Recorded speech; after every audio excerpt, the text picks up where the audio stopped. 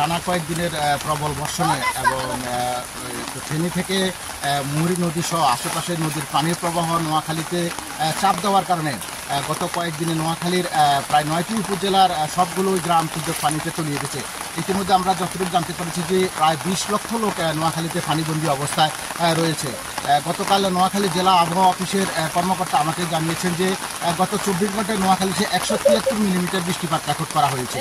এই ভারী বর্ষণে এবং পানির চাপের বৃদ্ধি পাওয়ার কারণে নোয়াখালীর গ্রামীণ রাস্তাঘাট সহ বিভিন্ন বাড়িঘর ইতিমধ্যে হাঁটু থেকে হাঁটু পরিমাণ পানিতে তলিয়ে গেছে। মানুষজন কিন্তু পানিবন্দী অবস্থায় লাখ লাখ মানুষ মানবেতর জীবনযাপন করতেছে। বিশেষ করে যেসব শ্রমজীবী মানুষ রয়েছে তারা কিন্তু পানিবন্দী হওয়ার কারণে তাদের বেকার হয়ে পড়ছে এবং তারা কিন্তু কাজকর্মবিহীন অবস্থা বেশ কয়েকদিন থেকে একেবারেই খুব মানবিক কষ্ট জীবনযাপন করতেছে। আপনি জানেন যে নোয়াখালীতে এটি একটি নিচু এলাকা। ফেনী পানি বৃদ্ধি হওয়ার কারণে এখানকার যে খালগুলো রয়েছে সেগুলো ভরাট হয়ে গিয়ে সেই পানি এখন একেবারে মানুষের গ্রামের বাড়িতে প্রবেশ করেছে এবং প্রায় মানুষ কিন্তু বাড়িঘর ছেড়ে অন্যত্র জায়গায় আশ্রয় নেওয়ার জন্য কিন্তু ছুটোছুটি করছে। আমি একজন কথা বলবো, একজন যিনি যাচ্ছেন। আপনি এখন কোথায় যাচ্ছেন? আমি এখন মাদ্রাসাতে যাইতেছি। আমাদের বাড়ি পুরো গ্রামে পানির তলে তলাই গেছে, আমাদের ঘরের ভিতরে পানি ঢুকে গেছে, আমার থাকার কোনো এখন আর জায়গা নেই। এখন আমরা নিরুপায় হয়ে আমরা মনে করি মাদ্রাসাতে যাইতেছি। আমরা তো থাকা খাওয়া কোনো রকমের কোনো সুযোগ সুবিধা নেই। আমরা এর কারণে এখন খুব কষ্ট করে এখন মাদ্রাসাতে যাইতেছি। হ্যাঁ, আমরা আরেকজনের সাথে কথা বলবো। এই যে গত কয়েকদিন বৃষ্টিতে পানিতে আপনাদের কি অবস্থা বা এখন আপনার কি অবস্থা দিন যাপন করতেছেন?